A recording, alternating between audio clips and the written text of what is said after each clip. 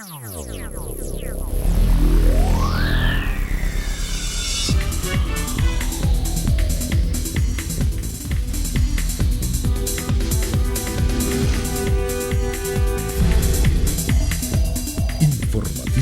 Mira TV está en ti.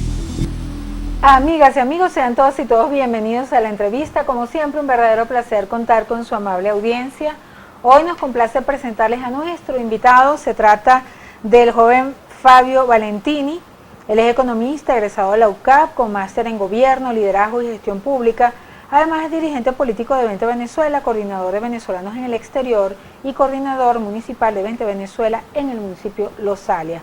Nos complace muchísimo recibir a nuestro invitado, además de agradecer tu amable presencia acá. Fabio, bienvenido. Muchísimas gracias por esta oportunidad. Fabio, mira, de muchos temas que me gustaría conversar contigo, porque es de más decirles que Fabio es un hombre muy preparado y pues forma parte de ese grupo de jóvenes que se han esforzado por tener una preparación doxa muy importante. Quiero hablarte, que nos comentes, Fabio, acerca de una serie de artículos que tú has venido publicando relacionados con lo que tú llamas política inteligente.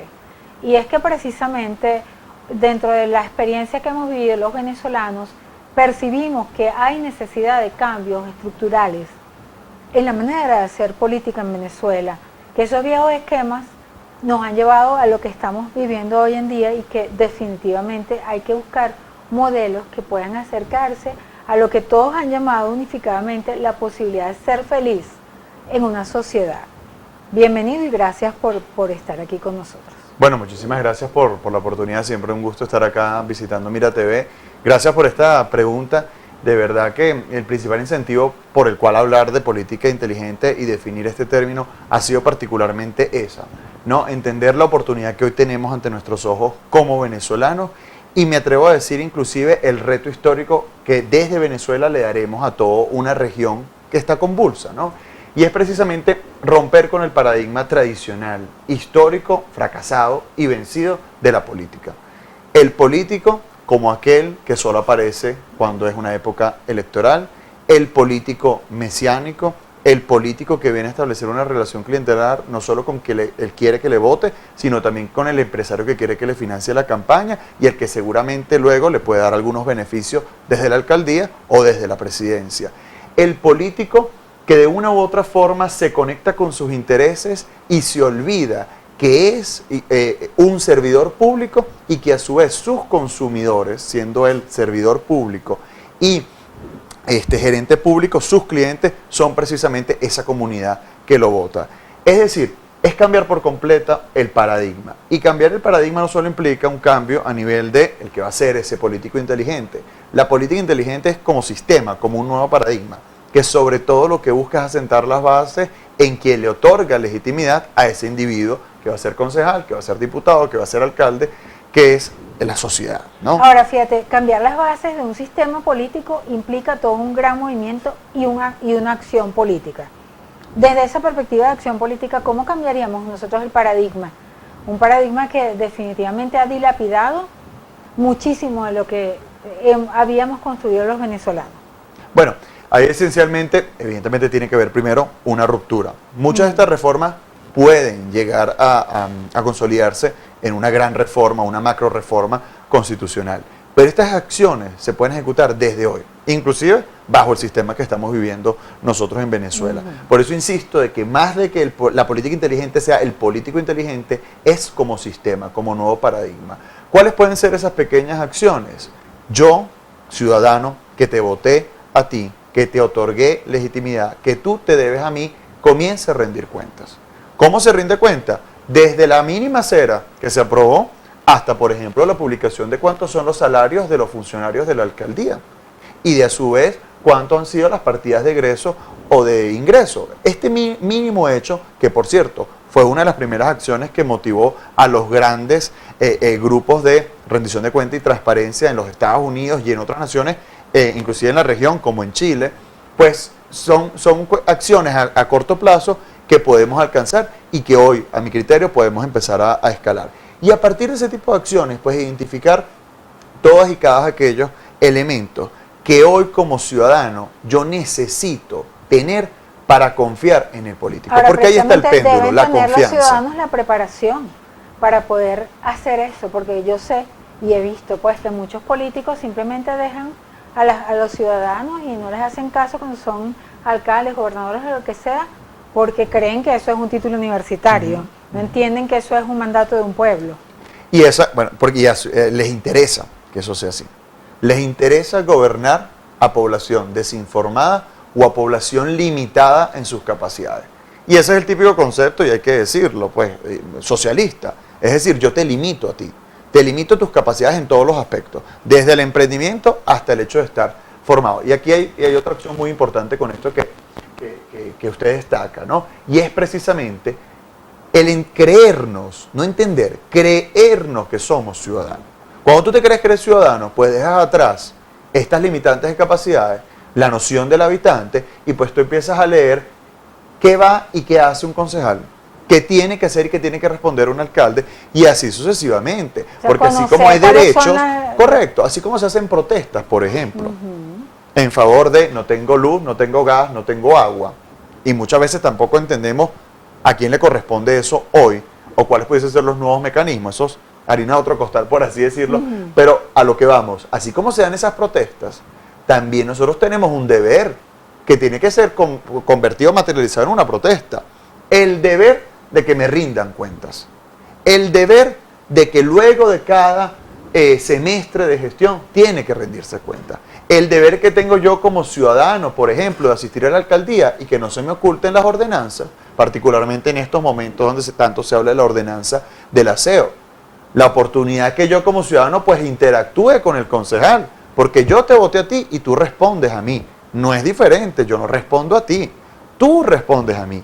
Ese mero ejercicio, ese mero cambio de situado, por así decirlo, o lo que en lenguaje coloquial muchos dicen, ese cambio de chip, que es alcanzable hoy bajo estas condiciones, genera un impacto muy grande. Porque es el momento donde tú empiezas a entender la verdadera lógica de la política como sistema, pero también empiezas a entender y creerte cuál es tu cargo y cuál es el cargo de aquel.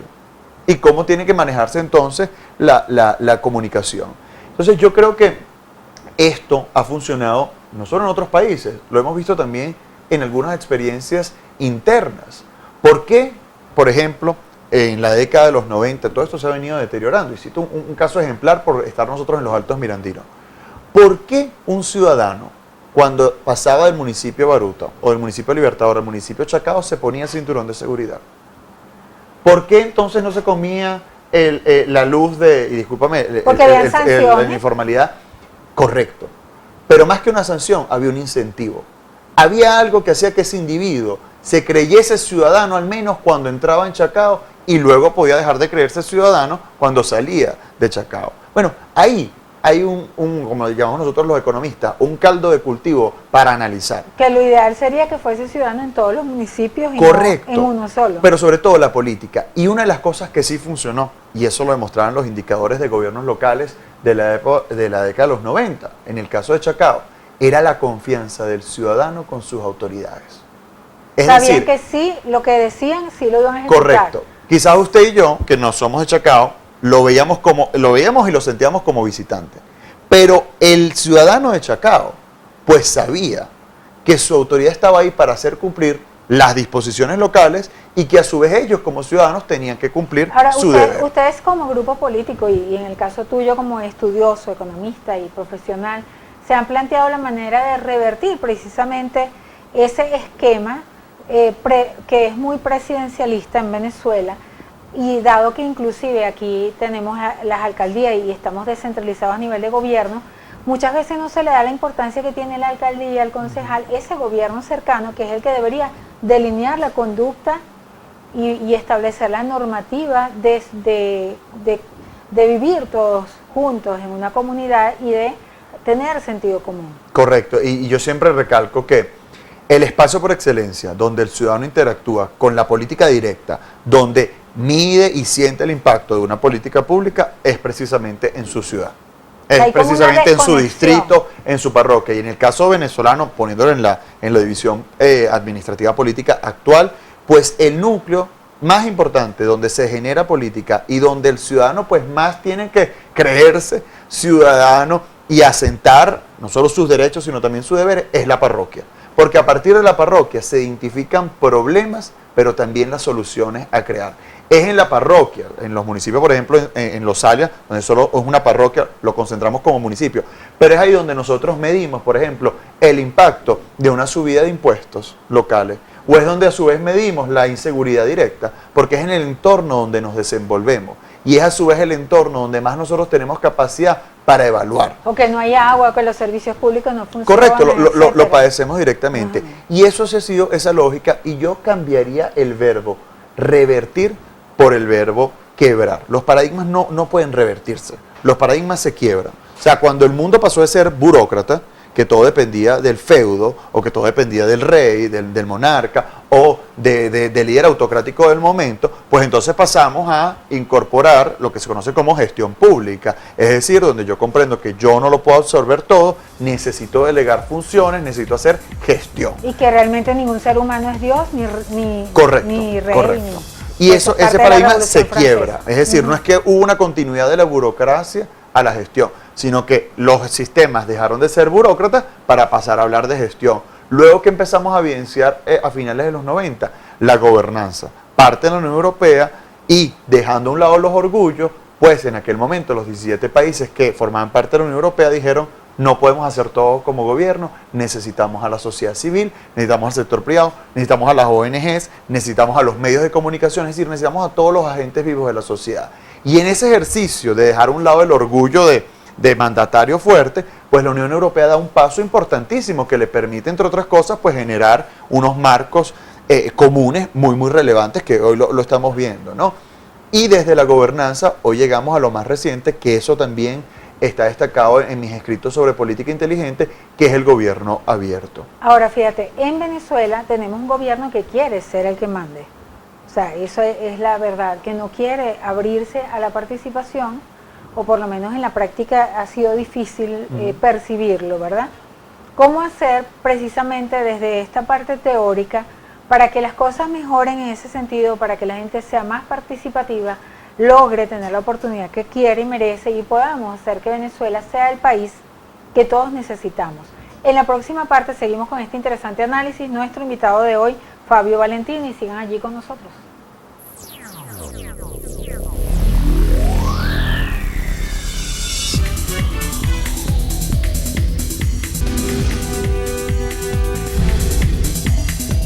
Informativo Mira TV está en ti. Fabio Valentini sigue con nosotros acá en la entrevista, economista y dirigente político del municipio de Los Alias. Fabio, quedamos pendientes para conversar acerca de esa fuerza que tiene el Estado para mantener y para controlar la mayoría de las acciones, la mayoría de las cosas en Venezuela, versus la necesidad que hay de la población de abrir los espacios para el progreso, para el desarrollo del país. Fíjate que a mí me llama la atención muchísimo lo que ha pasado en Venezuela, por ejemplo, esa dolarización de facto que se dio sin mandato del gobierno, que las transacciones en Venezuela se están haciendo en moneda extranjera. Eso es una acción ciudadana económica que se dio sin orden expresa del gobierno. Sí, bueno. Lo único que ya el gobierno no se, digamos que no era delito, pues que abolieron la parte legislativa, pero de resto. Sí, ahí yo creo que uno de esos, lo veníamos hablando quizás en el bloque anterior, ¿no? De los incentivos para derrumbar todo este control. Hay que partir primero diciendo que el gran impacto que van a tener todas estas pequeñas o grandes reformas será pues partiendo de recuperar el Estado de Derecho. Para recuperar el Estado de Derecho hoy, pues sin duda alguna, creo que todos los venezolanos lo tenemos muy claro, tiene que haber un cambio de sistema, y cuando hablo de un cambio de sistema pues es profundo, es decir, no es solo un partido, no es solo un Estado criminal, pues es también una metodología y un paradigma de cómo se ha venido llevando la política en 20 años, pero inclusive 60 años para acá, porque ya esto venía con secuelas, ¿no? Entonces, ¿cómo nosotros a su vez incentivamos esos canales de participación? Te pongo el caso de lo que ya nosotros estamos haciendo en Los Alias. Nosotros estamos haciendo un levantamiento de datos anónimos, porque evidentemente hoy también el incentivo es a no darle datos a nadie, mucho menos a dirigentes políticos. Y a nosotros solo nos sirven dos variables fundamentales: el sexo de la persona y su rango de edad. Y eso va desde conocer, por ejemplo, si hay un paciente con enfermedad crónica hoy en casa de esa persona, hasta si tiene familiares en el exterior. Pero o esa inclusive pregunta la está... están haciendo paralela en la recopilación de datos, no Sí, entiendo. todo eso. Es un cuestionario que nosotros estamos haciendo Sin en nombre y levantamiento de datos. La No, persona y correcto, qué más, qué es otro para dato? hacer, no, es el sexo y la edad. No se pregunta ni cédula, ni nombre y apellido, mucho menos, nada de eso. Esto nos va a servir a nosotros tener, o sea, ellos indirectamente están participando. ¿De qué forma están participando? Generando un insumo para saber cómo está hoy el municipio de Los Alias. Porque en la política inteligente, cuando tú vas a impulsar una reforma o vas a impulsar una política pública, pues tú tienes que saber cuál es realmente el problema. Pero no solo el problema que tú te inventas o el que tú crees que tiene o que te dijo tu militancia partidista. ¿Cuál es realmente el problema en esa determinada locación del municipio? Y por eso inclusive lo estamos haciendo geolocalizado. O sea, ¿cuál es el problema que puede tener una gente, unas personas en la urbanización La Suiza o en la urbanización La Morita, que viviendo en el mismo municipio y a cortas distancias, por ejemplo, pueden ser problemas completamente distintos? Y es tener una mayor severidad. ¿Qué hacen con esos datos? O sea, ¿Qué ¿cuál es hacemos la- nosotros? Nosotros estamos investigan haciendo con eso? un diagnóstico del municipio hoy, pero a su vez nosotros desde ya estamos analizando con qué tipo de reformas a implementarse en un nuevo gobierno desde el Consejo Municipal podemos mejorar esos resultados, proyectando el municipio, por ejemplo, a 2030 o inclusive a 2040. Esto a través del uso de tecnología de la información y la comunicación y al nuevo uso de tecnologías en procesamiento de datos como el Big Data, entre otras. Es decir, tecnificar la política. Porque esto es otra cosa que ha Utilizar faltado. las tecnologías de la información. Así es, pero cuando hablamos de tecnificar la política no es solo tener a tu lado a un técnico. Porque muchas veces, ¿qué pasa? Te rodean los mejores técnicos, pero si siempre haces lo que a ti te dé la gana como político, o lo que tu partido político te pida que hagas, pues entonces no estás siendo óptimo ni eficiente como político. Tecnificar la política, ¿qué implica? Pues un matrimonio a fuerza. O sea, quizás el técnico se pegue con el político y el político con el técnico, pero es un matrimonio que no puede haber divorcio. Porque la política, tú como político que tienes en tus manos la Y que el político responsabilidad... tenga la responsabilidad de hacer caso, ¿no? Así es, A los totalmente. datos. Ambos van a ceder, tanto el técnico que quizás no tiene el know-how o la experiencia política, como el político que tiene esa experiencia política, pero no tiene el conocimiento técnico especializado de su conjunto de asesores. Y pues a partir de eso, tú empezar a planificar. Si algo yo creo que ha reinado en la política venezolana es la improvisación, en todos los aspectos. Y hoy en Venezuela tenemos muestra de ello en todos los partidos y en todas las esferas. O sea, la improvisación desde un decreto hasta inclusive Claro, lo que pasa es que a la decisión. la difusión de datos implica también un compromiso, o sea, difundes los montos, por ejemplo, a invertir y la gente conoce esos datos y obviamente va a tener la información. Y siempre eso ha sido un sesgo, pues inclusive los periodistas tenemos ese problema, Correcto. que aunque es constitucional, porque en la constitución actual que tenemos en Venezuela establece que los funcionarios públicos deben ofrecer la información de su Y rendir gestión a cuentas. los ciudadanos, simplemente hay muchísimos casos en los que eso no se da. Así es. Y por eso es que el uso de nuevas tecnologías. Y vuelvo a como iniciamos este bloque. Parte del verdadero impacto de esto lo veremos con un cambio de sistema, que a su vez permita que las nuevas tecnologías con una mejor infraestructura tecnológica y de conectividad nos lleguen a cosas como el blockchain. ¿Qué es el blockchain? Cómo tú hoy almacenas grandes cantidades de datos que no pueden ser vulnerables o alterados. Entonces, si el Ministerio de Finanzas reportó que este es el ingreso estimado del país y que este realmente fue el ingreso de la nación, pues tú no lo puedes alterar en mitad de camino. O que, por ejemplo, si desde la Y alcaldía... esto, por supuesto, en busca de esa confianza que es tan importante para cualquier sistema. Exactamente. Y con el uso, la confianza de la persona en que no van a alterar esos datos, a que ustedes como periodistas, si el lunes buscaron un dato y le dijeron que la inflación iba a ser 30%, resulta que a final de mes no, la inflación pudo haberse alterado. Es decir, mejorar y utilizar las nuevas tecnologías que han permitido que otros gobiernos mejoren para implementarlos en Venezuela. Porque aquí yo tengo un mensaje que siempre comparto cada vez que tengo la oportunidad de hablar con los venezolanos. Y es que no podemos pensar en que un cambio de Venezuela nos debe conducir al 99. Nosotros tenemos ante nuestros ojos una oportunidad única que pocas veces se le presentan a las naciones, de replantearse por completo. Cuando digo por completo es inclusive de ir a cuando... Y en Lo honor replantea como una Asamblea Nacional Constituyente para cambiar todo no, el Estado. mucho o más desde qué otra profundo, perspectiva. mucho más profundo. O sea, aquí haciendo honor al municipio de Los Alias, a cuando, por ejemplo, Francisco Salias, como uno de los redactores de la Constitución y los otros constituyentistas, cuando Venezuela se planteó como nación, cuando se planteó como una nación independiente al yugo español, o sea, desde ahí, ¿qué se tiene que cambiar? O sea, a nosotros se nos presenta ahorita una oportunidad de replantearnos como república, de realmente decir si mañana vamos a ser república o vamos a ser un Estado federal. Claro, eso sería un estudio histórico, ¿no? Pero pero la historia como dato. Práctica, exacto, como dato. Como dato. Pero de manera práctica. Pero hoy tenemos la ¿cómo lo oportunidad. hacemos? O sea, porque hay que entender algo. Venezuela, la transición en Venezuela no va a ser la transición ni siquiera como la que tuvo España o la que tuvo Chile, que venían de yugos autocráticos. Esto no va a ser así. O sea, aquí hay unas mafias instaladas.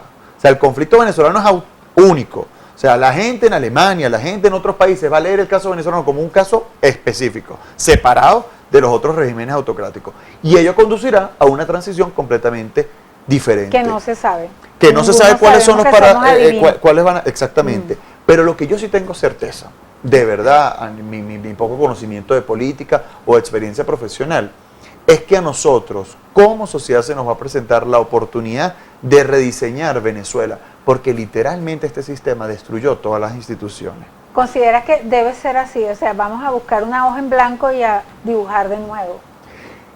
A dibujar de nuevo, tomando en consideración los errores del pasado, cómo se diseñó el pasado y qué fracasó el pasado, tomando en consideración qué aplicaron otras naciones y no funcionó, para nosotros tener hoy, o en una nueva Venezuela, un país completamente eso suena renovado. maravilloso, pero ¿crees que hay voluntad política para lograr algo así como lo que tú planteas? Bueno, ¿sabes cuál es la primera dimensión de la política inteligente? La voluntad política. Precisamente es la voluntad política la que marca y ha marcado los cursos de la historia de las diferentes naciones. Porque tú tienes que tener ahí la voluntad política de ejecutar lo que se tiene que ejecutar. Y con esto no quiero decir que vamos a salir de un régimen autocrático para entrar en un régimen autocrático nuevo. Es el pleno cumplimiento de las leyes, es el pleno cumplimiento de las responsabilidades del Estado. Que en los estados donde hoy funciona la democracia, ese Estado ni te da agua ni te da luz. Te garantiza una cosa exclusiva: justicia y seguridad. ¿Qué pueden hacer los ciudadanos para que se logre?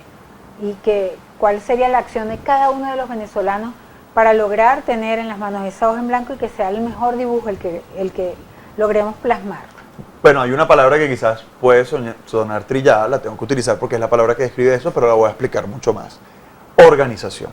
Y la organización va desde una junta de condominio hasta inclusive técnicos que hoy en Venezuela se están reuniendo sin darle información a un partido o a otro o de manera independiente y están diciendo: en la industria petrolera hay que hacer esto, en el sector eléctrico hay que hacer esto, en el plano institucional hay que cambiar esto.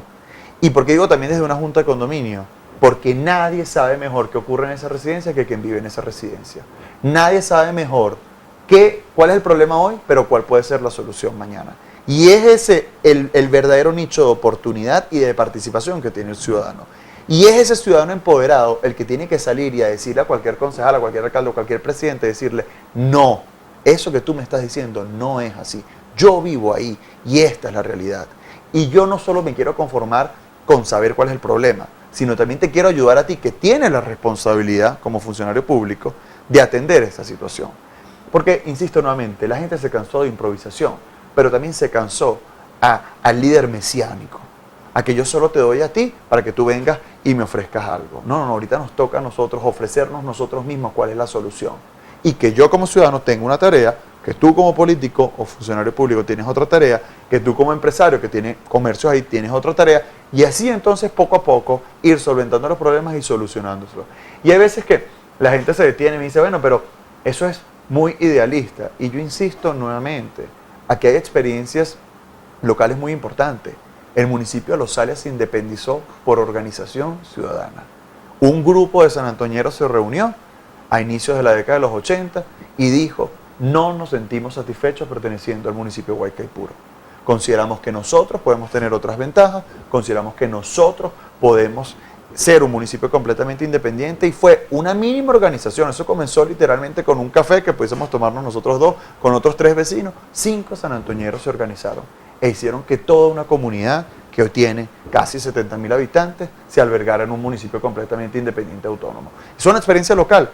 Ni siquiera me estoy yendo a Chacao, estoy dando una experiencia local que funcionó. Que en aquel momento había democracia, que en aquel momento estaba también un incentivo a la transformación del Estado y a la descentralización del Estado.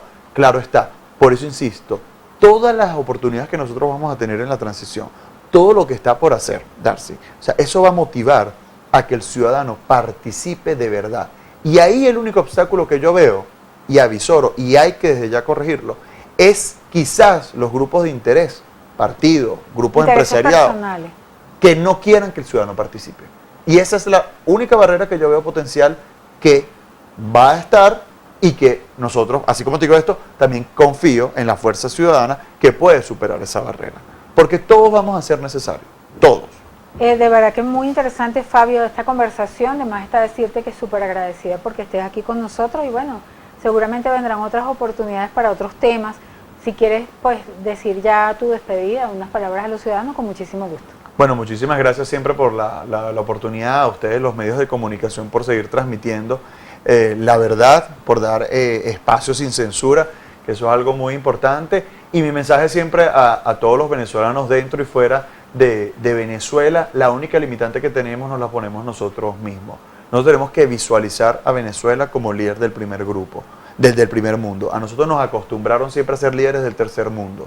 Y si nosotros como ciudadanos nos creemos que vamos a edificar, a diseñar, a tener una nación de primer mundo, pues esa será la nación en la que vivamos, pero eso sí, siendo muy responsables en nuestras acciones, porque toda libertad implica responsabilidad. Así es, muchísimas gracias, Fabio Valentini, por estar acá con nosotros, economista y dirigente político.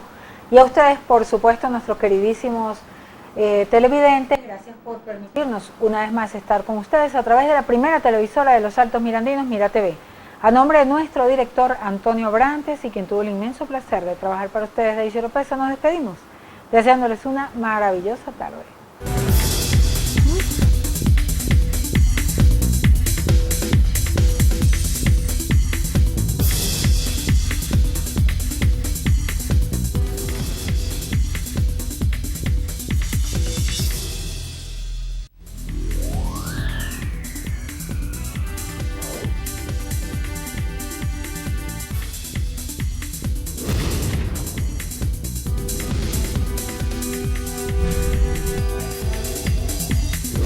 Informativo Mira TV está en ti.